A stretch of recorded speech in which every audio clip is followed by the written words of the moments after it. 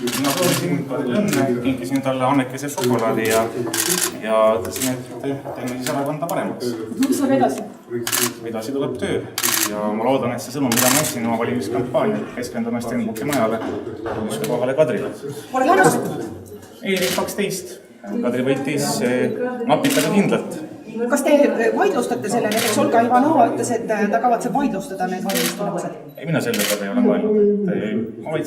Mina kinkisin Kadrile šokolaadi ja selleks tudu paremaks. Te lepite sellega, aktsepteerite seda? Demokraatia.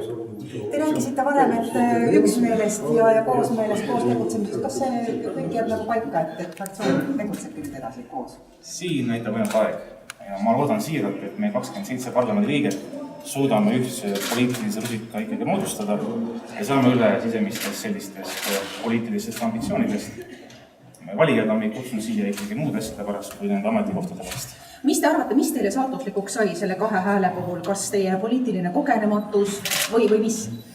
No, eks see võib palju olla selliseid põhjendusi, aga võib-olla erakonna kongressi järelmid annavad veel tunda ja nende nii-öelda lahtimuukimine ja erakonna orgaaniliseks tervikuks tegemine võtab veel aega. Fraktsiooni otsus läks nüüd vastuollu juhatuse otsusega, et mis see tähendab? Kas fraktsiooni liikmeid võib vahetada erakonnast väljast?